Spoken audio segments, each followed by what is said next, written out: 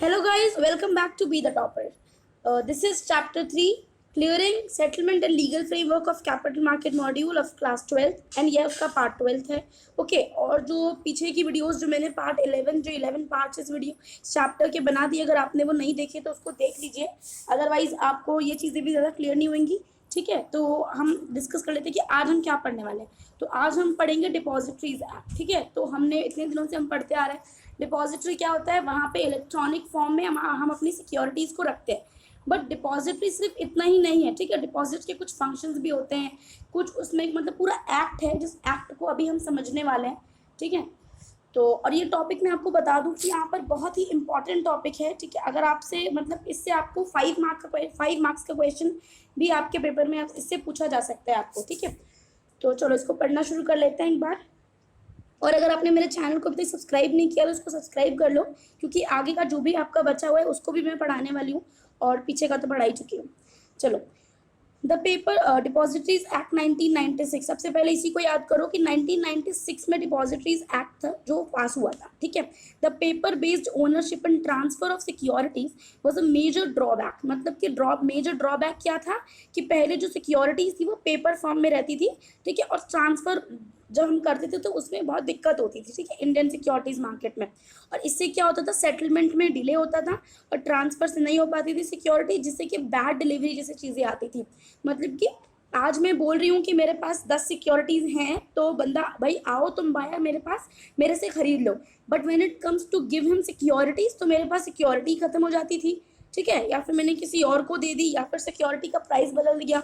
तो अगर आपको पता है कि जो रोलिंग सेटलमेंट का जो पीरियड है अभी वो इंडियन सिक्योरिटीज मार्केट में जब रिफॉर्म्स आए तो वो कम हुआ. पहले वो 14 दिनों 30 दिनों इतना इतना बड़ा था, तो उससे बहुत दिक्कत होती थी. ठीक है, अब जैसे ही सिक्योरिटीज मार्केट में रैपिड ग्रोथ हुई, number of volume of transaction मतलब ज़्यादा से ज़्यादा लोगों ने ट्रांजैक्शन करने शुरू कर दिए, तो ये जो सिक्योरिटी जो लिमिटेशंस थी वो बहुत ज़्यादा बढ़ गई. तो इन सबको कम करने के लिए ताकि प्रॉपर तरीके से काम चल पाए सिक्योरिटीज़ मार्केट का, इन्होंने क्या किया, सिक्योरिटीज़ इंडस्ट्री में एक डेवलपमेंट किया वर्ल्ड वाइड कि पेपर बेस्ड जो सेटलमेंट है एंड क्लियरिंग सेटलमेंट उसको रिप्लेस कर दिया डिपॉजिटरी सिस्टम से. ठीक है, ये जो पेपर बेस्ड सेटलमेंट था जहाँ पे हमारे पास पेपर मतलब कि फिजिकल फॉर्म में जहाँ पे हमारे पास सिक्योरिटीज रहती थी और हम उस क्लियरिंग सिस्टम जो कि इतना लंबा होता था, रोलिंग सेटलमेंट वाला जो टाइम हमारा वो इतना लंबा होता था, उसको कम करने के लिए हमने एक सिस्टम ईजाद किया, बनाया डिपॉजिटरी सिस्टम. ठीक है, और इसको हम ये भी कह सकते हैं स्क्रिप्टलेस ट्रेडिंग सिस्टम. स्क्रिप्टलेस मतलब जहाँ पे फिजिकल फॉर्म में नहीं है होती है ट्रेडिंग. तो ये जो ट्रांजेक्शन थी was facilitated bye depositories act. और ये मतलब जो ये सारी चीज़ें हुई मतलब डिपॉजिटरीज बनी और डीमेटलाइजेशन जैसी जो चीज़ें थी वो कौन से एक्ट से आई, द डिपॉजिटरीज एक्ट 1996. ठीक है, और ये जो एक्ट था इसके तहत ही हमने डिपॉजिटरीज को एस्टेब्लिश किया. अब कौन कौन सी डिपॉजिटरीज हैं उसका नाम मुझे कौन बताएगा, उसका नाम मुझे आप ही बताओगे. ठीक है, उसका नाम मुझको आप ही कमेंट सेक्शन में बताओगे कि कौन कौन सी 2 डिपॉजिटरीज है. ऐसा नहीं है उसको शॉर्ट फॉर्म में लिखना है, उसको फुल फॉर्म में बताना है. ठीक है, और इसके बाद आ जाते हैं कि depositories in securities with the objective of ensuring free transferability of securities with speed. मतलब कि जो सिक्योरिटीज हैं उनको फ्री ट्रांसफ़र किया जाएगा विद स्पीड, वेरी मतलब कि बहुत ही तेज़ी से, एक्यूरेसी मतलब चीज़ें बिल्कुल सही होंगी. ऐसा नहीं होगा कि एक था ए सेलर था दूसरा बी था, मतलब बी के पास पहुँचानी थी सी के पास पहुँचा दी. ठीक है, ऐसा नहीं होता. अगर फिजिकल फॉर्म में मान लो कि अगर हम एड्रेस के थ्रू भेजते हैं तो कई बार होता है ना कि चीज़ें गलत जगह पर पहुँच जाती हैं या फिर पहुँच ही नहीं पाती.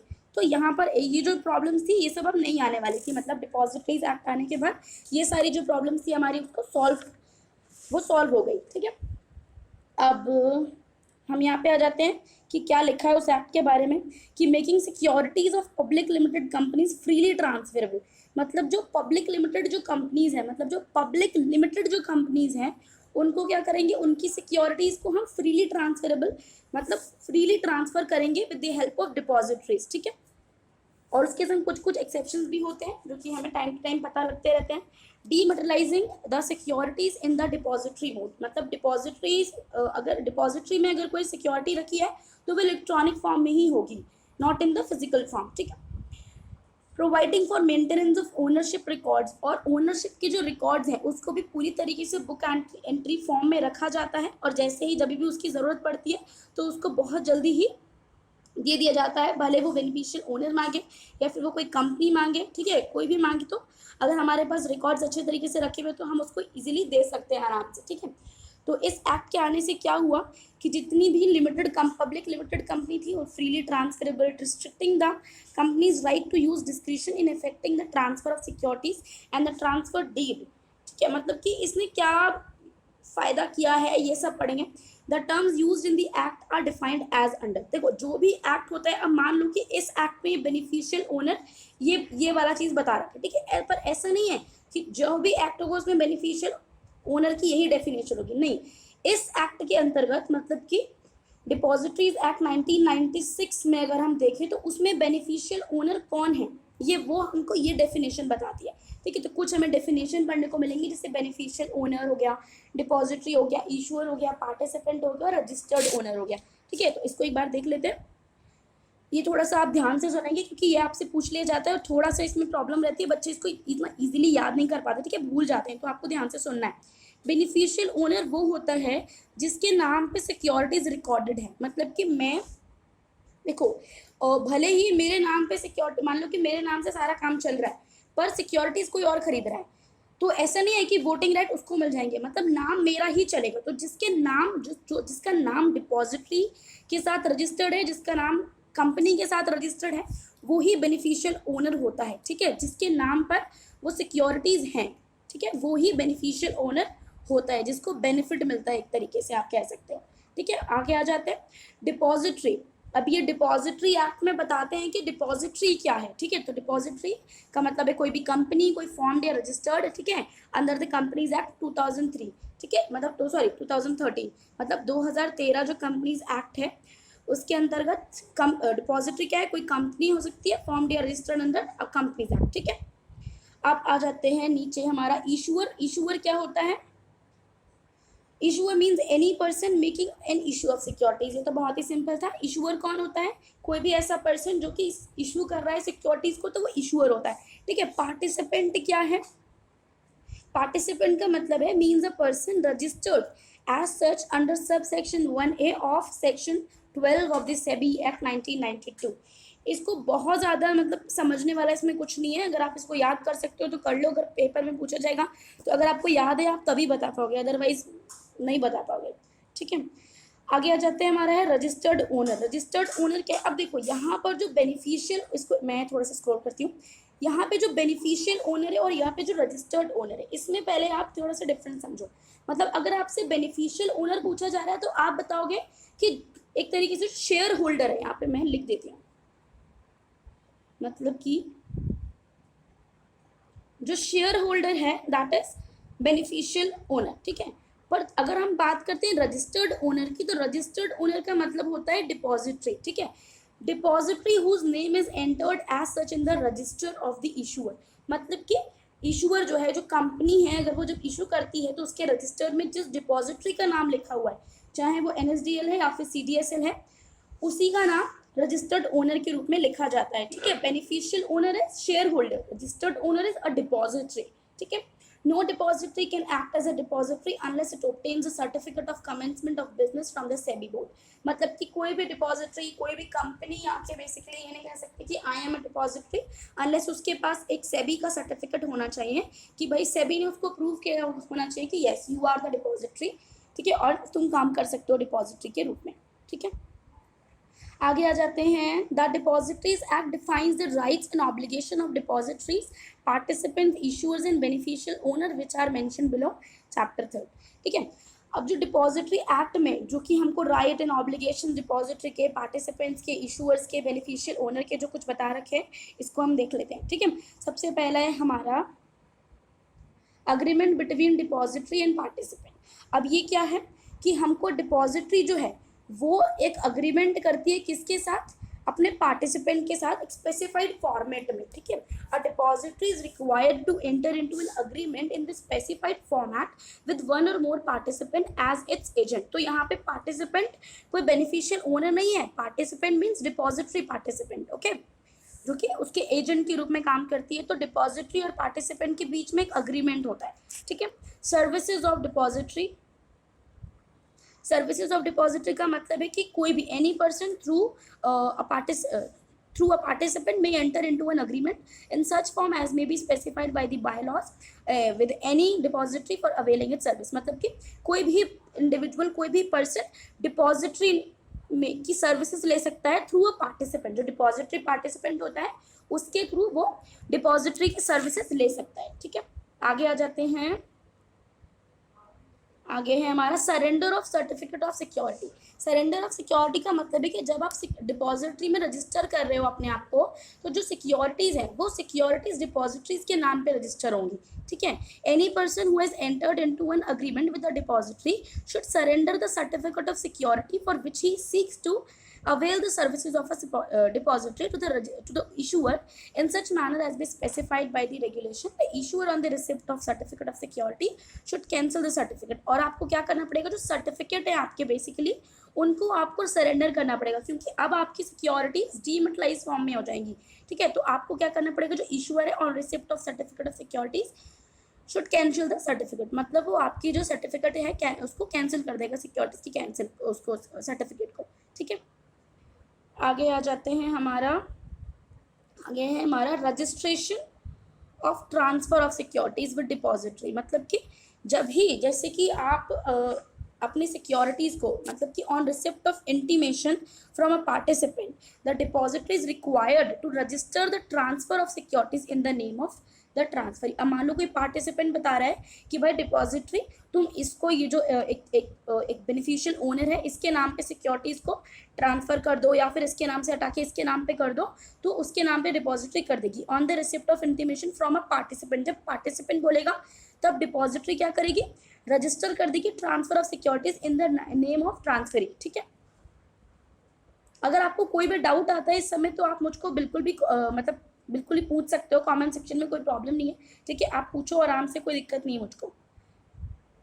Options to receive security certificate और होल्ड सिक्योरिटीज विद डिपॉजिटरी। इसका मतलब है कि जब भी कोई बंदा, कोई इंडिविजुअल, कोई इन्वेस्टर सिक्योरिटीज को खरीद रहा है तो जो इशूअर है उसको दो ऑप्शन देगा कि भाई देखो, इधर तो तुम अपनी सिक्योरिटीज, या तो तुम अपनी सिक्योरिटीज का सर्टिफिकेट ले लो, मतलब कि अपनी सिक्योरिटी फिजिकल फॉर्म में ले लो, या फिर डिपॉजिटरी के साथ होल्ड करो। जैसे ही पर्सन बोलेगा कि मुझे अपनी सिक्योरिटीज डिपॉजिटरी के साथ रखनी है, तो जो इशूअर है, जो कंपनी है जो इशू कर रही है हमारे जो शेयर्स को, सिक्योरिटीज को, वो डिपॉजिटरी को क्या बोलेगी, वो उसको डिटेल्स दे देगी सारी सिक्योरिटीज की, and on the receipt of such information the depository. और जैसे ही इशूअर डिपॉजिटरी को बोलेगा कि भाई देखो ये इंडिविजुअल है, इसके पास इतनी सिक्योरिटीज हैं, इस कंपनी के हैं, इतने रुपए की खरीदी है, इतने तारीख पर खरीदी है, ठीक है, तो तुम इसका एक अकाउंट बना के इसके अंदर रख दो, ये वो कर दो, तो सब डिपॉजिटरी कर देगी। ठीक है, और अपने रिकॉर्ड में उसको लिख लेगी। चलो अब आ जाते हैं इस पर, securities in depository to be in fungible form. मतलब कि डिपॉजिटरीज के अंदर जो सिक्योरिटीज रहती हैं वो बहुत ही फंजिबल फॉर्म में रहती हैं, कि उसको कभी भी ट्रांसफर किया जा सकता है, और जितनी भी सिक्योरिटीज रहती हैं डिपॉजिटरी के साथ में उसको वो डीमेटलाइज होती हैं। ठीक है, ये मैं आपको बार बार बता रही हूँ कि वो जो सिक्योरिटीज जो डिपॉजिटरी के साथ रहती है वो इलेक्ट्रॉनिक फॉर्म में रहती हैं, और फंजिबल मतलब कि उसको आप कभी भी ट्रांसफर कर सकते हो बहुत ही easily. Rights of depositories and beneficial owner. अब बात कर लेते हैं rights of depository and beneficial owner. देखो बेनिफिशियल ओनर यहाँ पे फिर से आपको बताऊंगी, beneficial owner is shareholder. ठीक है, शेयर होल्डर की जो सिक्योरिटीज हैं वो डिपॉजिटरीज में रखी हुई हैं।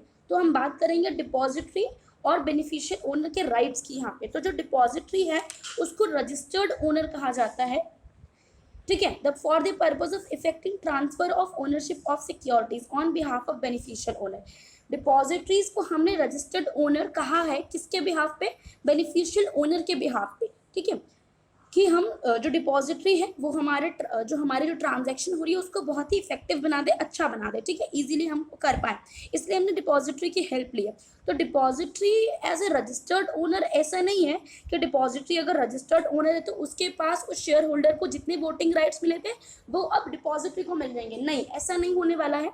जितने ही वोटिंग राइट्स या फिर जो भी राइट्स एक शेयर होल्डर को, आई मीन बेनिफिशियल ओनर को मिले हैं, वो बेनिफिशियल ओनर के ही रहेंगे, वो registered owner that is depository को नहीं मिलेंगे। Okay, the beneficial owner is entitled to all the rights and benefits and is subjected to all the liabilities in respect of his security and held by depository, मतलब जो beneficial owner है उसकी जिम्मेदारी होगी, मतलब जितने भी राइट्स और बेनिफिट मिलने वाले वो भी होंगे उसी के, एंड जितनी भी लाइबिलिटीज होंगी उसकी सिक्योरिटी के रिस्पेक्ट में वो भी उसी की होंगी, ना कि डिपॉजिटरी की। ओके, चलो आगे आ जाते हैं।